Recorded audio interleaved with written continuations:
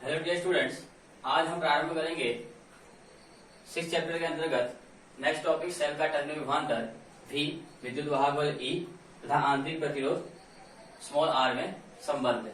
Relation between terminal potential difference, electromotive force and internal resistance of a cell. तो हम मान लेते हैं, माना एक सेल है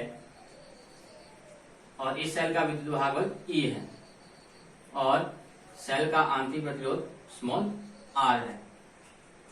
इस सेल के सिरों के मध्य हम एक स्विच यानी कुंजी के प्रतिरोध, बाह्य प्रतिरोध R और एक अमीटर को जोड़ देते हैं। अमीटर ऐसा उपकरण है जो परिपथ धारा के मान को व्यक्त करता है या बताता है कि धारा का मान कितना परिपथ में बह रहा है। और इस सेल के या इस परिपथ के समांतर क्रम में हम एक वोल्ट मीटर लगा देते हैं और वोल्ट मीटर इसके परिपथ के सिरों के बीच विभवांतर को व्यक्त करेगा, विभवांतर को बताएगा कि कितना विभवांतर इसमें है।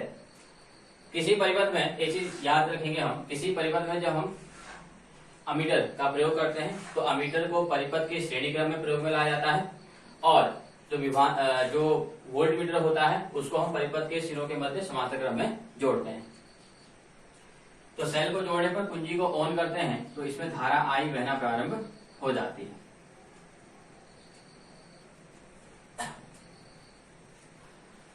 अब इस परिपथ में जब धारा I प्रवाहित होती है तो इस सेल E के द्वारा इस पूरे परिपथ पर किया गया कुल कार्य, तो सेल द्वारा कृत कुल कार्य, तो सेल द्वारा कृत कुल कार्य, इस कार्य को हम ज्ञात करेंगे E इक्वल टू W/Q से। तो कार्य ज्ञात करेंगे तो कार्य W इक्वल टू हो जाएगा E इंटू Q। तो इस परिपथ से जुड़े हुए सेल के द्वारा किया गया जो कुल कार्य होगा W equal to E into Q। अब पुनः हम जानते हैं क्योंकि धारा I इक्वल टू होता है आवेश बट्टे समय या आवेश इक्वल टू, इसको यहां मल्टीप्लाई कर ले तो आवेश इक्वल टू हो जाएगा धारा गुणा समय।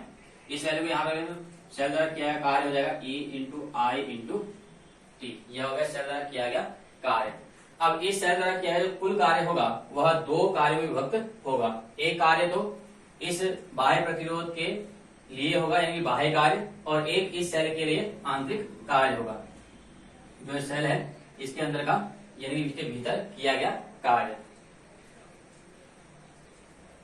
तो बाह्य कार्य यानी कि सेल द्वारा कृत बाह्य कार्य, सेल द्वारा कृत बाह्य कार्य। तो सेल द्वारा किया गया बाह्य कार्य या प्रतिरोध R के लिए किया गया जो कार्य हो जाएगा वह कार्य W एक्सटर्नल यानी कि बाह्य बोल देते हैं इक्वल टू आएगा सेम V इंटू Q। परिपथ के सिरों के मध्य क्योंकि विभवांतर जो होगा V होगा तो इसलिए V इंटू Q हो जाएगा। अब सेम Q की जो वैल्यू होती है I इंटू T होती है, इस वैल्यू को यहां रख लेंगे तो W एक्सटर्नल इक्वल टू आ जाएगा V into I into T। ऐसे ही एवं सेल के भीतर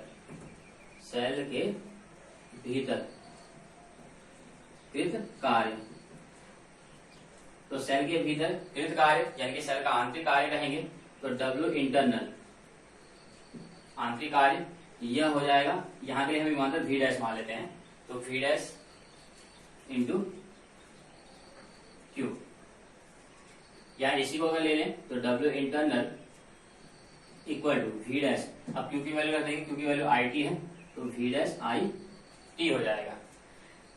अब क्योंकि सेल का आंतरिक प्रतिरोध R है और सेल के द्वारा प्रवाहित धारा I है,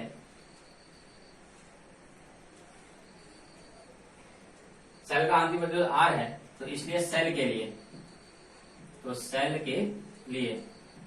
के लिए जो V डैश होगा इसकी वैल्यू हो जाएगी I इंटू R, प्रवाहित धारा और सेल का आंतरिक प्रतिरोध। इस वैल्यू को हम यहां पर रखेंगे तो W इंटरनल इक्वल टू था आपका V dash into I T, तो वी डैश की वैल्यू रखेंगे तो आई आर आई टी, यानी कि ये हो जाएगा I into I square R into T.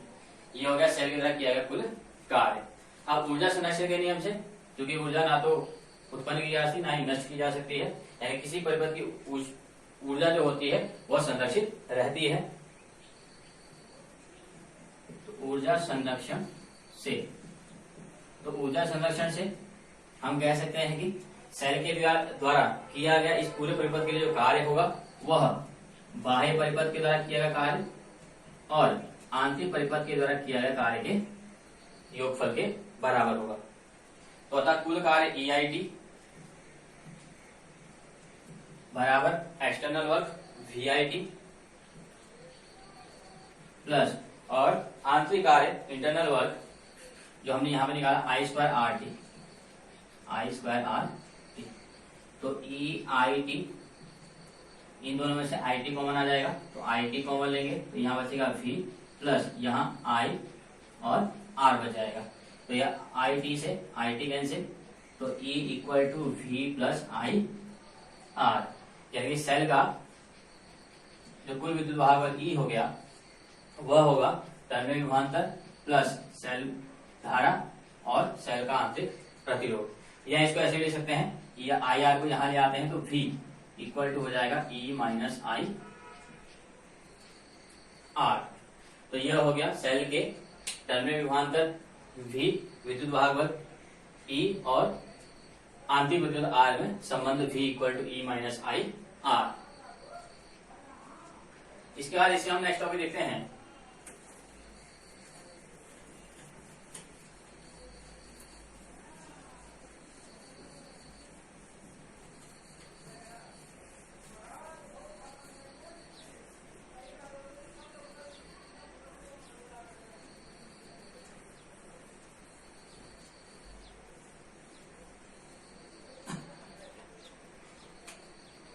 अब इसी में लेंगे सेल का आंतरिक प्रतिरोध। सेल का आंतरिक प्रतिरोध यानी कि इंटरनल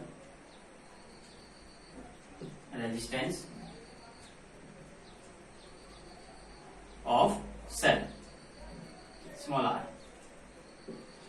अब इसी से रिलेटेड हम नेक्स्ट टॉपिक लेंगे सेल का आंतरिक प्रतिरोध, इंटरनल रेजिस्टेंस ऑफ सेल यानी कि स्मॉल आर। अब चूंकि हमने अभी रिलेशन ज्ञात किया VE और IR में, V equal to E minus I R, V equal to E minus I R. ये IR को यहां ले आते हैं तो IR इक्वल टू हो जाएगा E माइनस V। अब चूंकि परिपथ के सिरों के मध्य विभवांतर V आरोपित हो रहा है और धारा I प्रवाहित हो रही है तो प्रतिरोध R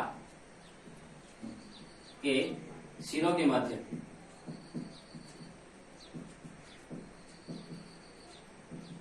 विभवांतर V आरोपित होने पर धारा या वैद्युत धारा। अब परिपथ के सिरों के बीच विभवांतर यानी बाह्य पथ जो R है इसके सिरों के विभवांतर V आरोपित हो रहा है और धारा I प्रवाहित हो रही है, तो इसलिए हम धारा कहेंगे I equal to V upon R। धारा I equal to V upon R, इसको समीकरण 1 बोल देते हैं, यह समीकरण 2 हो जाएगा। तो समीकरण 1 व 2 से इस समीकरण से I की वैल्यू हम इस समीकरण में I की जगह पर रख देते हैं तो यह हो जाएगा V upon R into R equal to E minus V। इस R को ऊपर ले जाते हैं तो small r equal to E minus V into हो जाएगा R अपॉन, ये V इसके अपॉन में आएगा तो ये अपॉन हो गया। अब इस V को दोनों के अपॉन में अलग ले लेंगे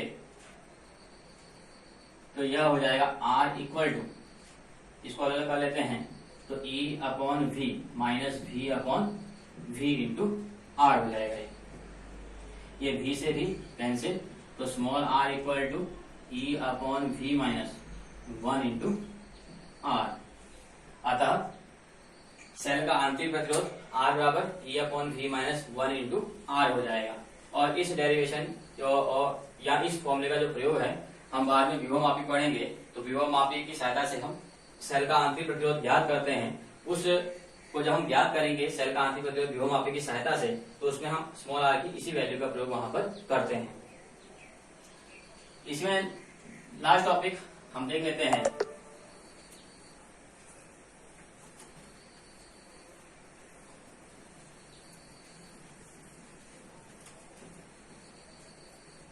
नेक्स्ट टॉपिक जो है इसका वह है परिपथ में धारा। परिपथ में वैद्युत धारा।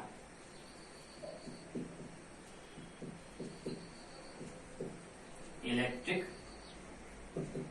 Current in circuit. अब इसका जो लास्ट टॉपिक है परिपथ में वैद्युत धारा का मान ज्ञात करेंगे। रिलेशन हम जो हमने अभी फाइंड आउट किया उसी को लेंगे, V equal to E minus I R को। प्रतिरोध R के लिए लिख देते हैं यहाँ पर। तो प्रतिरोध R के लिए, अब चूंकि प्रतिरोध R के सिरों के बीच आरोपी विभवांतर V है, प्रवाहित धारा I है, तो हम कह सकते हैं विभवांतर V equal to I into R. Ohm का नियम लगा लेंगे। Equation first, equation second. इस V की वैल्यू यहां रख लेते हैं समीकरण 1 व 2 से। तो V की वैल्यू यहां रखते हैं तो ये जाएगा I into R equal to E minus I R. इसको यहां ले आते हैं तो आई आर ये हो जाएगा plus I R equal to E हो जाएगा। I कॉमन लेंगे तो R plus R equal to E हो जाएगा। तो इससे धारा का मान निकल जाएगा I equal to E upon R plus R. अतः परिपथ में प्रवाहित जो धारा होगी वह उस परिपथ में जुड़े हुए सेल के विद्युत वाहक बल और उस परिपथ के बाह्य प्रतिरोध और आंतरिक प्रतिरोध के योगफल के अनुपात के बराबर होगी, अर्थात I equal to E upon R plus R. तो इस प्रकार से हमने तीन चीजें देखी इस परिपथ में जिसमें सेल जुड़ा हुआ है। पहला हमने रिलेशन देखा V equal to E minus I R. दूसरा हमने आंतरिक प्रतिरोध ज्ञात किया R equal to E upon V minus 1 into R. और तीसरा हमने ज्ञात किया धारा I equal to E upon R plus are.